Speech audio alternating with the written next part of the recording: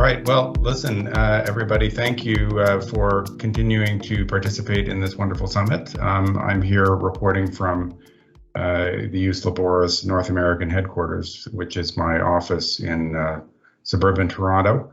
And in the interests of safety, COVID safety, I'm going to put on a mask so that nobody has to be afraid that I am double vaccinated, but nobody has to be afraid of catching COVID while I'm presenting here.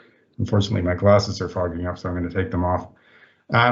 The next presentation that we have is employing digital nomads and what to learn from tech companies. I just want to say before we begin that for the benefit of the audience, I want you to know that the person who has the toughest job in this entire program is me. And the reason for that is that I'm being asked to very briefly introduce the speakers, and I can barely say my own name in under 30 minutes. So I wish to introduce Jenny Hilberg from MZL, which is the Swedish firm, member of the Alliance. Hello, Jenny, nice to meet you. Heini Kehu, and I'm going to apologize for the butchering of your name. From Rovio Entertainment, best known, at least for me, for Angry Birds, which was the game that I played incessantly for about 10 years on my phone, and still do. And Stefan Bachmann from Cisco, who's based in Switzerland. And I will be very interested to hear the advice that you all have on these issues. So let's kick it off with Jenny.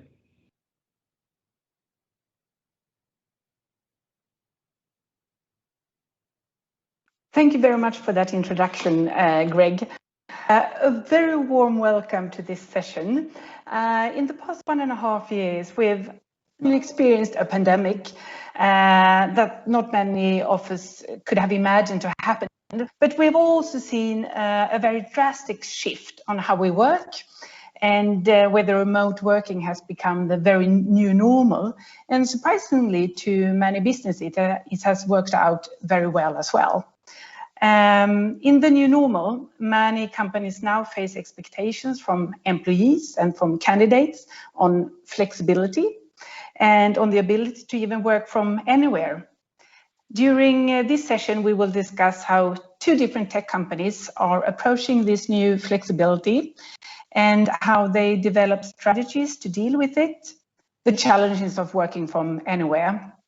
Cisco being a large tech company, which by default already is hybrid, but which now also has taken this one step further. And Rovio, a gaming company with a young international workforce, and which is to implement a policy letting the employees becoming digital nomads. I will shortly let Heini and Stefan introduce themselves a little bit more. But we will now turn to the first slide I have. This session will mainly cover the HR aspects of working from anywhere, but there are, of course, also legal aspects to take into account when introducing a working from anywhere, when the anywhere is not the home country where you usually work from. I will therefore briefly mention legal considerations employers must consider.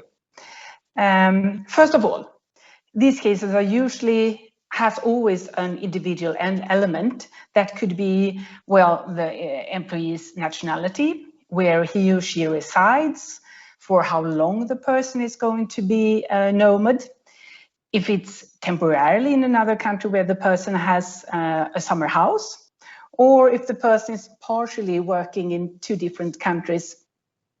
So the individual considerations are crucial, but the aspects still the employer needs to consider are documentation. Of course, it goes without saying that it is very important to have written documentation. And that could be, of course, what is agreed between the parties concerning this working from anywhere. It could also include a policy But also employers need to take into account measures such as insurance coverage, health and safety, for example, to have those kind of things in place. But also there are some administratively and legally required documents in some countries. For example, in France, it requires quite a lot of significant documentation in writing if an employee, even if he or she only for a short period of time, will work out of his or her summer house in Provence. So those things are very important to bear in mind as well. It goes without saying that also immigration laws needs to be considered. Those are, of course, relevant. And if we're talking about Europe, that could be European employees working from outside the EU or third country employees to work in the EU.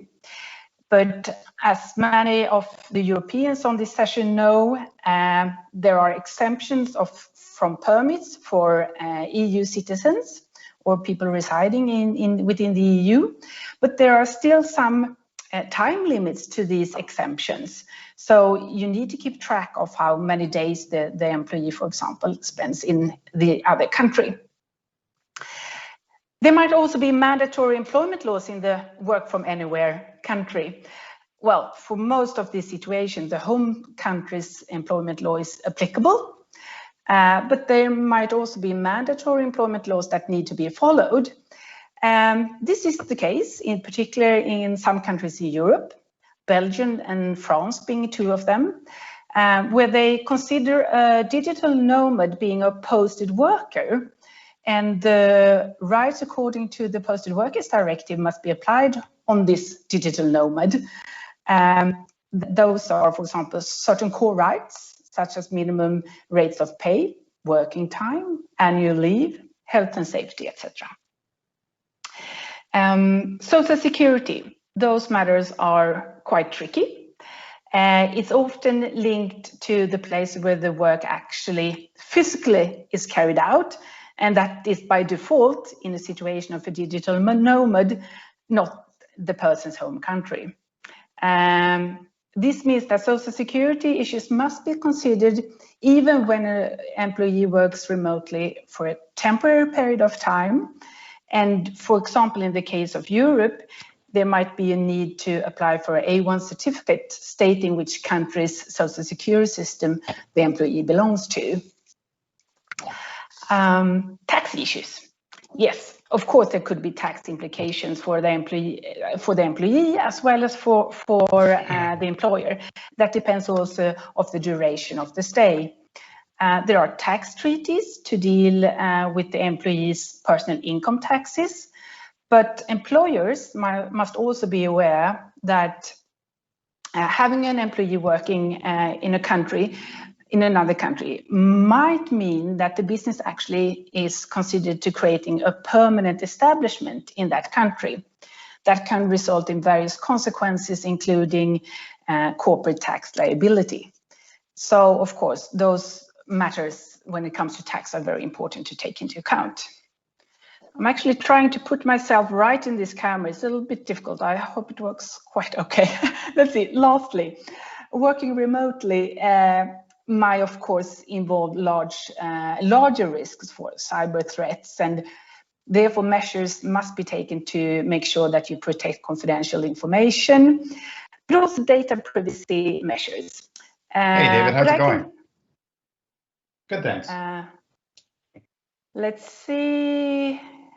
Greg, well, it's interesting. It's Greg, maybe you could turn yourself on mute. Thank you.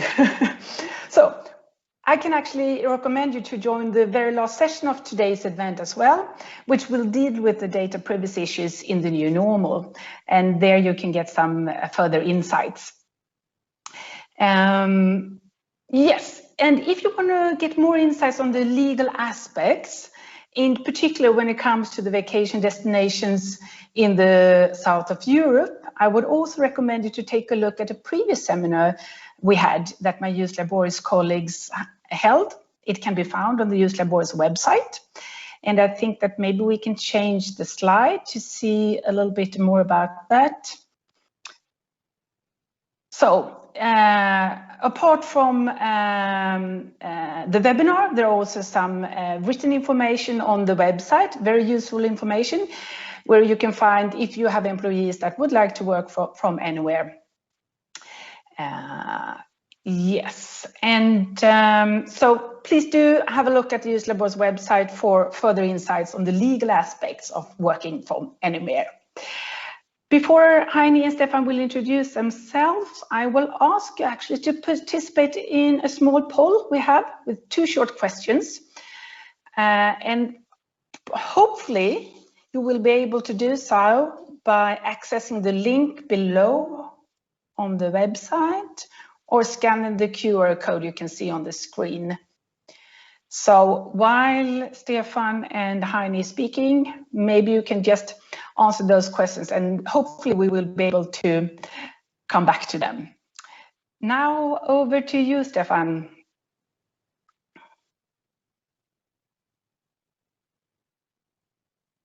Stefan are on mute, I think. Stefan, you're on mute.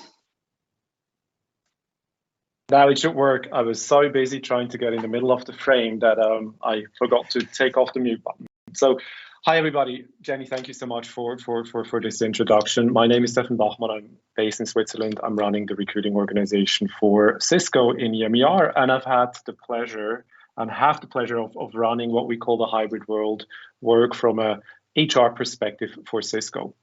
So who is Cisco? As a quick introduction, about a $50 billion revenue company. We have about 78,000 employees around the globe, about 95 countries and offices in about 360 or so offices in those 95 countries, so 362. Our reason for being is we help our customers accelerate their digital agility in a cloud-first world through connected offerings, secure and automated ways. That's really what we're doing. And one of our strategic pillars, which fits beautifully into this topic here, is the future of work. And that's obviously centered around our WebEx solution, which is a collaboration platform that many of you may know.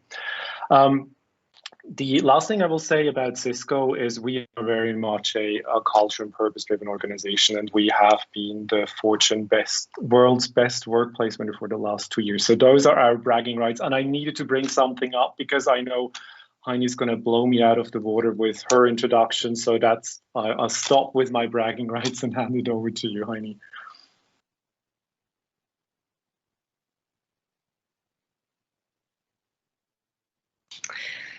Thank you, Stefan, and good afternoon. Also from me, and I'm Heini. I'm the head of HR at Rovio, and I think that I do have a couple of slides to actually introduce Rovio, if we could get into those. So here's a quick timeline. Rovio was founded 2003, but under its original name, Relude. We had created 51 games before finding a concept that really hit home hard. A little angry red bird was drawn, and after just 8 months of development with 4 people, Angry Birds was launched in December 2009. And what started a simple mobile game became a worldwide phenomenon thanks to word of mouth, and the journey has been amazing. From the mobile game startup to a listed entertainment company, and then December 11th in 2019 marked the 10th anniversary of Angry Birds, so still going strong. Next slide, please. Some numbers here. We have 5 studios around the world. Biggest ones are in Espoo, Finland, and then in Stockholm, Sweden. And quite recently, we have actually opened 2 new studios in Canada, both in Montreal and Toronto. We have massive 4.5 billion game downloads since 2009. And then 2020 fiscal year, our revenue was 272 million euros. And then about our people, if we go to next slide. We are today around 450 people and growing. And as you can see, we are a very diverse multinational company. Our people represent almost 50 different nationalities. And that's it from the quick Rovio intro. I just want to say that I'm super excited to be here today talking about the topic of the digital nomads. Thank you very much, Stefan and Heini, for this introduction. And I have to admit, yes, Stefan, it's difficult to say something funnier than to show Heini's slides on the Angry Birds from Rovio. We actually had prepared also to show a video with the Angry Birds for you all to know. But as Greg said initially, many of you probably already know of them. Well, having said that, going back to today's topic, in this new normal, the remote working widens the talent marketplace, and it's a fantastic opportunity for companies.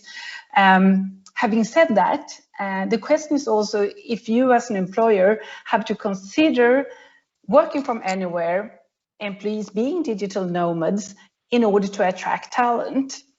And according to a Microsoft study from this year, 41% of the global workforce is likely to consider leaving their current employer within a year.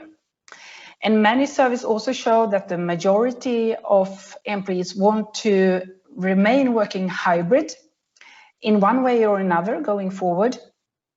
Surveys also show that it may be a discrepancy between generations.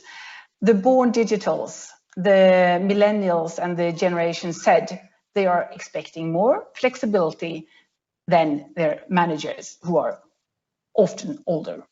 In Sweden, we also have a LinkedIn survey from August this year that concludes that as much as 23% would consider resigning if they were forced to return full-time to the office. And now I was supposed to give you some details of the poll that I did, but I have not had the results yet, so maybe you have not had the possibility to answer the questions. We'll come back to them. But therefore, well, the way companies approach the next phase of work, embracing the positive things that come out and the challenges of the past year, that will of course impact who stays, who goes, and who ultimately seeks to join your company. And I'm thinking in particular of Rovio, as you have a very international workforce, as you mentioned, Heini. And do creative people find it okay to move to the cold north of Europe? You mentioned you have studios in Finland, Sweden, and in Canada, I think also in Denmark. Or do they prefer to work from their home country or from somewhere else where it's warmer?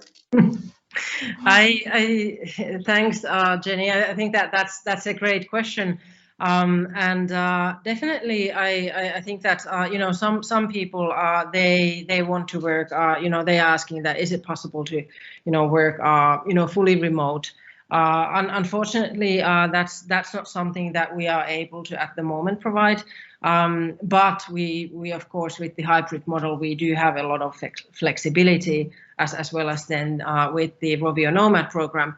What I would like to actually perhaps mention here is that obviously if we think of Finland and Sweden, both Stockholm and then Helsinki, we do have a lot of kind of like attractive sites. The Nordic way of living is especially interesting for the families, and then something that I would say that the creative game developers, they are really excited about is the local gaming game developer communities. We are a home of Rovio, but also a home of Supercell.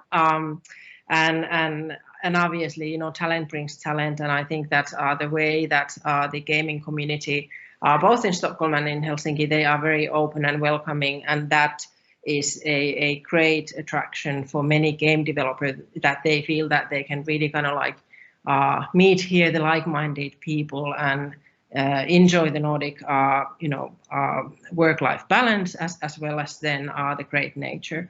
So yes, some are for the fully remote, but then it is also about finding the right people and people who really gonna thrive within this environment and workplace.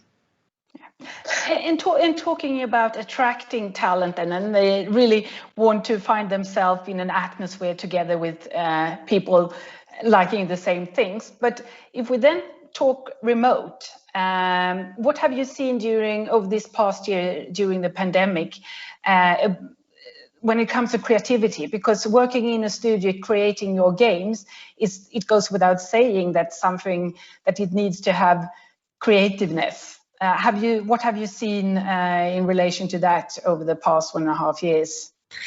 Again, super good question. And I think that, when we in March 2020, almost overnight, went to fully remote, it was a scary moment. Obviously, we had the possibility for remote work before, but I would say that it wasn't kind of like that well thought of and supported. So we had to kind of like really think about all that and make it happen.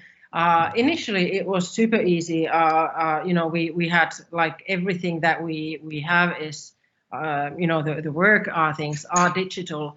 But then something that we have been then, trying to really kind of like understand that how do we make it work, and have been improving that is that kind of like you could call it almost like a creative chaos, the very kind of like organic creative process that involves usually meeting people, having the coffee machine or water foundation talks and. Just that those not so well plannable moments where you actually get feedback for your ideas and so forth, and we've been trying to make that work, but I am also excited to kind of like see that how do we now do it in real hybrid, how do we mimic that both virtually and then being able to also see people hopefully soon face to face. Yeah, that's something that we all have missed during this pandemic. But turning over to you, Stefan, as you by default at Cisco have been hybrid already, what have the challenges been for you over the past year, and how do you see it as attracting talent going forward? Yeah, it's a great question. So yes, we have always traditionally offered flexible work practices, right? But I think we are seeing a fast tracking, of course, with a hybrid world. And what our data is showing us going forward, you will very rarely have a situation where everybody will be together in the same place. Our data is showing about 95% of the time, you will always have somebody join your meeting wherever that may be, remotely. So that makes every meeting in our definition by default hybrid. I think what we've found, we had a couple of organizations, a little bit to Heine's point, right? Some of the R&D functions that were historically office-based. So for them, it was a bit of a shift.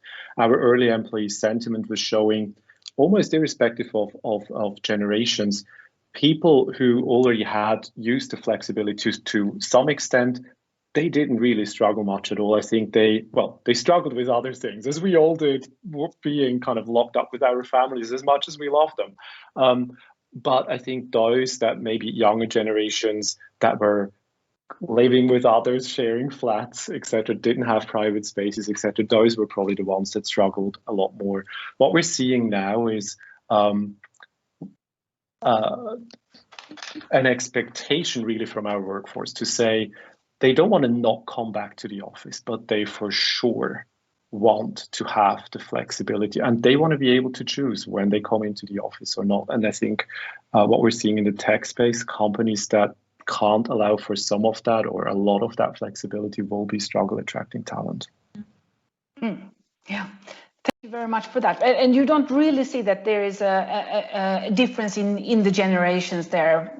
As I assume, you might have a little more diverse workforce than the gamers at Rovio. I'm just assuming. Not dramatic difference in what the generations are expecting. I think as we're designing kind of the go forward strategy, I think we do ask ourselves the questions for maybe younger or early in career people, right? Is their best experience to start completely remotely, or is there a benefit of having them co-located in an early phase where they can build their connections and build kind of that sense of connectedness and cohorts with their peers. So I think it's more from that perspective, but overall we've generally seen that across generations, given the right setup and the type of work and the choice, I think that's the key thing, right?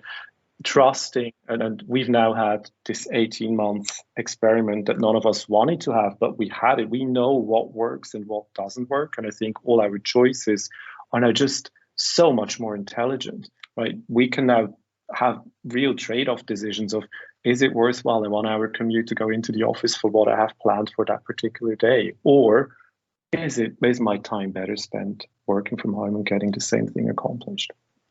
And trusting employees to make that judgment. I think that's really what it boils down to. Yeah, thanks for that. And I think we might have the result of the first question of the poll. Could we see that on the screen maybe? Let's see, what does it say? Do you think it's a must for employers to offer working from anywhere to attract talent? Yes, you can see that the vast majority, I think that it just definitely, or at least for a limited number of employees will expecting that. So I think that the conclusion is that, yes, there must be some kind of working from anywhere. If that is totally anywhere, also within other countries or not, the answer doesn't give that, but still. Okay. Stefan, I know that you have been deeply involved in Cisco's work and how to find the new normal going forward. And I was wondering if you could tell us a little bit more how you approached this and what have your challenges been along the way. I'll leave it to you. Absolutely. So thank you, Jenny. Happy to talk through that a little bit. So I think our journey to hybrid really started, about 15 months ago.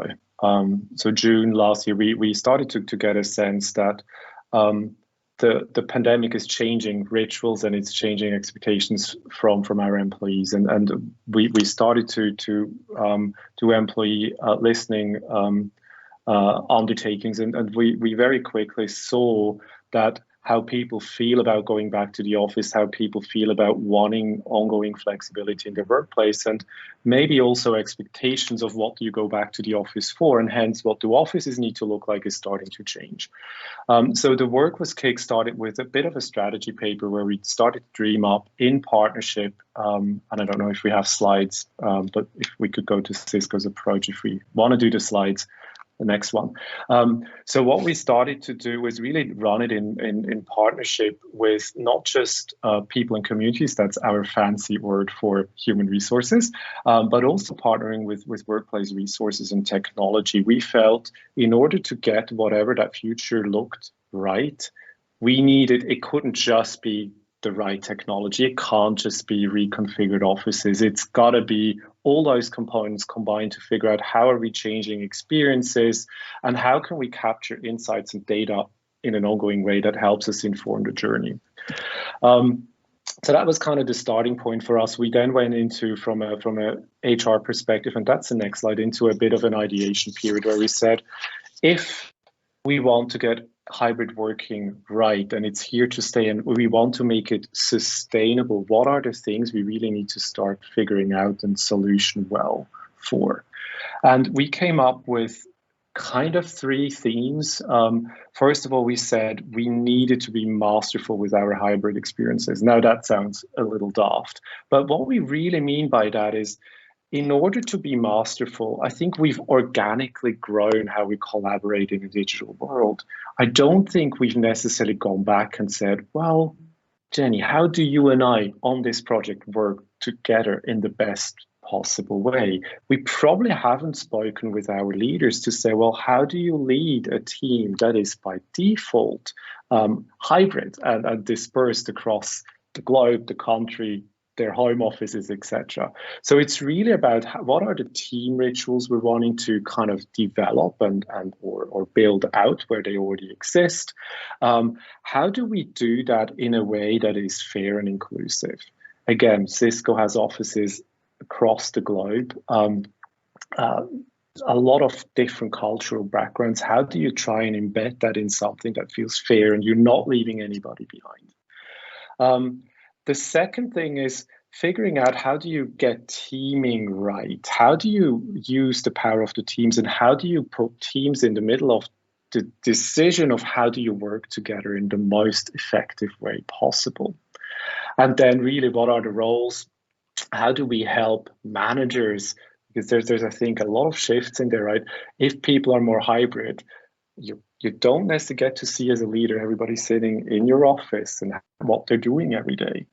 That also requires a bit of a mind shift. How do you get comfortable as a leader to manage truly to outcomes when you can't see what everybody's doing and assuming because somebody's typing into a keyboard, there actually is some work being done? And how do you make those shifts happen? So from that masterful hybrid experience, we quickly then shifted to this really centers around employees, teams, and leaders and rituals of how we connect those points. And we've developed some collaboration principles that start to formalize how that should all connect.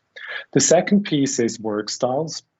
So really understanding how does work get done. Employees, I think, have now this awesome benefit of having lived through it. You and I, we all know what was easy to do. What am I definitely not going to do that commute for?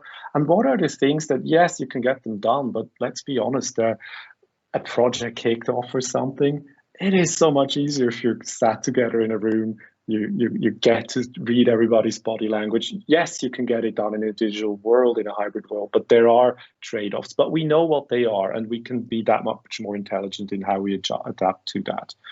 And then inclusive connections. That was all about how do we build the relationships? One topic that we spend a lot of time thinking through, how do you create, we called it digital serendipity. That's really a fancy word of how do you start replacing in a digital world those coffee corner conversations with people you're not planning to meet? How do you get around every meeting is a scheduled meeting? And let's be honest, our days are so full, you will only schedule meetings of what you need to do to get your job done. You probably won't have the time to just have that quick 5-minute conversation. I think we haven't completely cracked it yet. We're trying out how we can get there, but I think that is one that we're still really trying to drive through. And then how do you, and I think that's really the tie-in back to the rituals that we are developing. How do you continue to really foster that sense of connectedness and when you don't have the ability to have the office community given at all times, right? And how do you translate that into a digital world? So how we're doing that, if you want to go to the next slide, we've gone out pretty early on to say, in our definition, everybody by default is hybrid. And we call somebody hybrid whether you're 2 days in the office or 1 day or a week or 1 day a month, or you're pretty much fully remote. The reality is you're hybrid and your engagements are always going to be hybrid. So that was kind of the first piece we settled on. What we also said is, and what we've done a lot of work on, we've done a company-wide event in March. We called it Teams Week to really talk about mental well-being. How do you avoid stress? How do you collaborate? How do you work in a hybrid world? And we've now moved that into a weekly ritual where we're picking up some of those themes and work with teams across the company to foster them a little bit more. And one of these things is, what are these collaboration rituals that are relevant for our teams? How do we want to make that work? So those are pieces that we're really starting to do to anchor the change that we're doing. What are the employees' preferences? How do we capture those? We've gone out and we've said, we've provided guidance to say, in an ideal world, we want teams and individuals to decide what is the optimal way of working. Said in another way, we don't want any VPs or SVPs go out and dictate that you, employee, you have to be in the office 3 days a week, 4 days a week, 5 days a week. And that's what I'm mandating, but really delegating that down. And I think that goes back to what we've mentioned at the beginning, trusting our employees and having the right principles in place and knowing how to manage towards more an outcome-based environment where you can still feel you're in control. And then the last piece, that's probably been the most fluid program I've ever been involved in. We feel we have a scope, but the scope moving as we're learning. So I think that's been an interesting journey for all of us to kind of live through that. What we're doing right now is we're putting all the policies we have on a stand and really assess them for, are they fit for a hybrid world? What are the things that we need to change? Is remote working, is that even a thing anymore? And I know in a couple of European countries it is, but do we still need a remote worker category in a global policy? Well, maybe not if we're all hybrid, right? And then we only do that where we have a hard legal requirement to do that. And how does that then maybe drive some simplifications into the organization? And then I think overarching to all of this is we've all been there. Day and night and work and not work has blurred so much, and for those of us that work in an international environment, probably even more so. How do we keep well-being, the physical, the mental well-being of people at the center? And there are, again, can't share too much, but around the Teams Weekly piece, there are some pieces that we're going to launch as well to the broader organization to really keep us in check on that.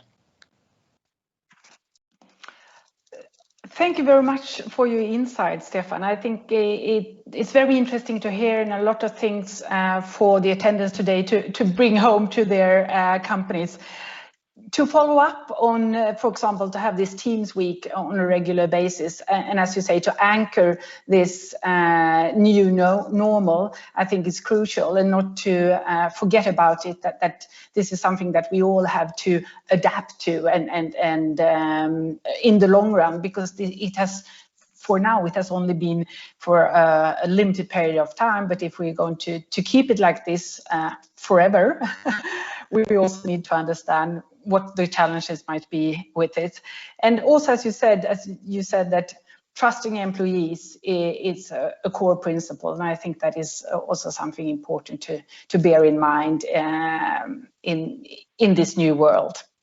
So thank you very much, Stefan, for those insights. And now turning to Heini, I learned to know a few months ago that Rovio was about to launch a policy called Escape the Winter. And you and I, both from the Nordics, we understood very well what the name Escape the Winter meant. But for the rest of you attending today, escaping the winter in the Nordics, you know, in the Nordics, we have for a few months almost dark 24/7. It's cold and it either rains or snows a lot. So that's why we want to escape the winter. But it's fully understandable that concept does not really fly in other countries in Southern Europe or South America.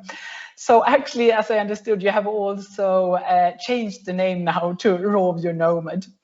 But you're about to launch this policy, and it would be very interesting to hear about your considerations when implementing the policy, the key elements, and if there are any takes for the participants today to bring back to their organizations. Thank you. If we can get the slides up there, I can. Before I tell about the actual concept of Rovio Nomad, I want to quickly mention some of our hybrid work principles that actually led to the birth of the Rovio Nomad program. And I must say that it was super interesting to actually, hear Stefan, because two very different companies working, roughly at the same time, but not knowing about each other. I think that many of the principles are, almost identical. So I think that's a really cool thing to actually notice that, we do kind of like to make it work. We need to start with the teams and people and have that trust element. And that is also what we then have in our hybrid work principles. It is built on the commitment to the flexibility that welcomes and enables those diverse ways of working. Rovio is a very people-centric company, and the social community of Rovians is very important to us. So we wanted to kind of include that piece of celebrating togetherness, whether it is face to face or virtual, also into our hybrid work principles. And then the same way as with Cisco, when planning the work hybrid work model, considering not only the project but especially the team and individual needs, and model being built on trust and autonomy, and focusing on outcomes and results versus what Stefan said, someone seeing that you are actually typing on your laptop. I think that needs to be kind of like on the bottom of everything, that it needs to be built on trust, otherwise we are not able to get it working. But then if we go to the next slide and then dive into the actual Rovio Nomad program, it was first piloted last year in the middle of the darkest season. And what happened was that our relocated employees started asking that, since it is not possible for them to come to the office and they are working remotely anyways, couldn't they do that from their own country? As Jenny said, here in Finland, that season is dark. It's rains or snows, and it's not that pleasant. It's kind of like that time where you don't go outside, but actually just be with your family. And then for those people, many of their families actually wasn't here, so that's why they started to ask that, is there something that we can do? And then what happened is that we consulted our legal as well as mobility partners, and then decided that, okay, let's try it. Let's put together the kind of like the MVP of guidelines, and let's start experimenting. And I must admit, and perhaps Jenny will, close her ears now, is that we knew that the pandemic situation was also giving us a bit of leeway in terms of some of the compliance issues. And for that reason, we were willing to take a bit of risk in some cases. But all in all, the experience was good. And when we then were planning to starting to plan the actual hybrid model, work model, when it's possible to come back, we definitely wanted to include it here as well, and then do it a bit more kind of like a thoughtful way. So what it then is, if we go to the next slide. So it is possible to work from abroad for 2 months a year, and you can also split this to, for example, 2 1-month stints. And employee is responsible for being able to work the same way as normally. So, for example, connections, work equipment, time zones, and so forth. And is also responsible for all the possible extra costs associated with the remote work. So, travel, housing in the country that they want to work from.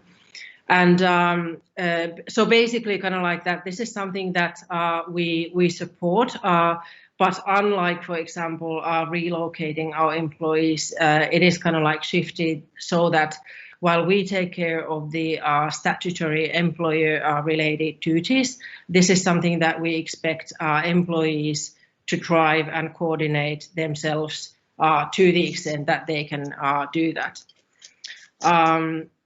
As you can imagine, there's a lot of fine print included, the biggest, of course, being that not all countries apply due to the, for example, work visa requirements. But as this has been so far mainly used by our relocated employees to travel back to their home country, it has made that a bit more kind of like simpler. And we also do quick checks for every new location to understand if there are any kind of like general requirements or restrictions that apply.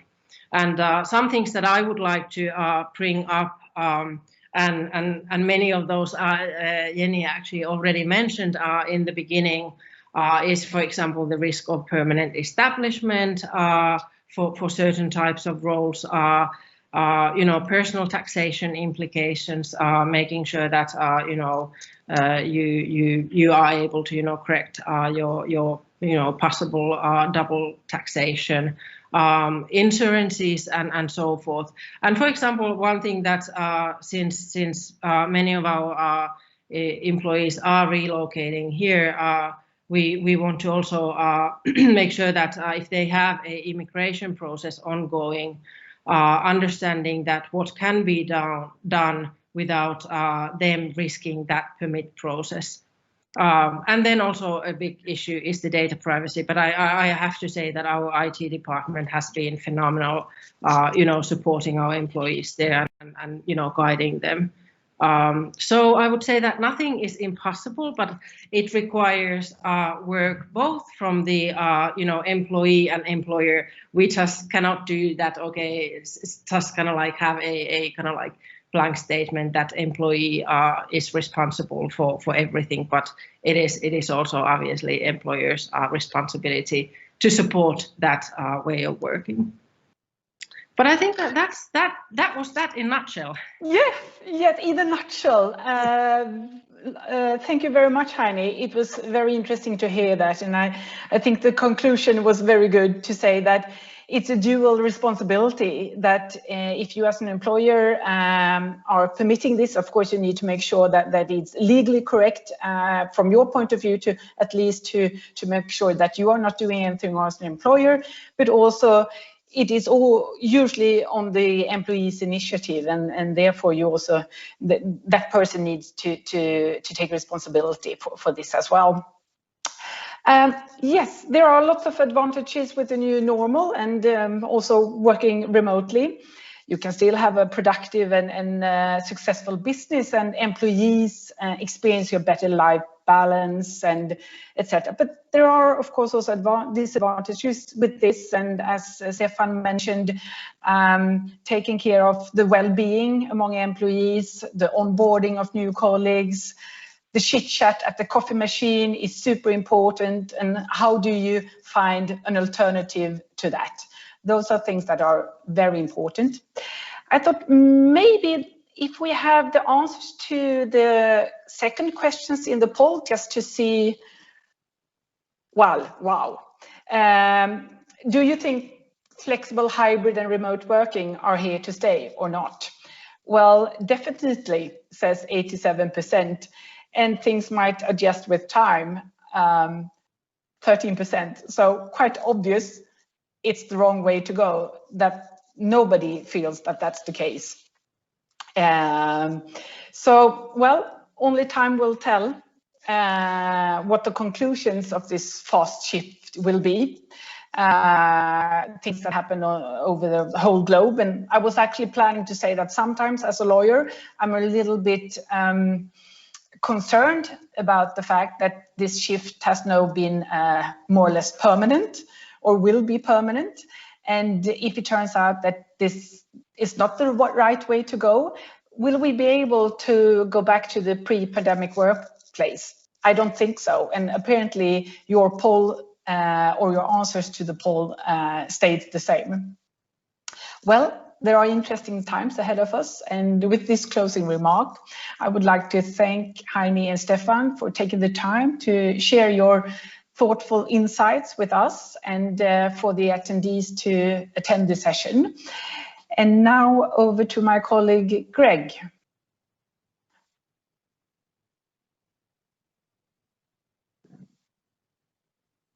And you're on mute. I was just speaking very quietly. That's really all it was. Okay, I see. Or you were maybe playing Angry Birds. I was playing Angry Birds. During the session. Right. No, I listened with interest, because we're not just working from home right now because of COVID, but we moved out of our current Toronto office last week, and we have no office until January or February of next year, because our new tower was delayed due to COVID. So we get to experience this hybrid, really not really hybrid work model for the next several months, whether we like it or not. So thank you for the interesting insights.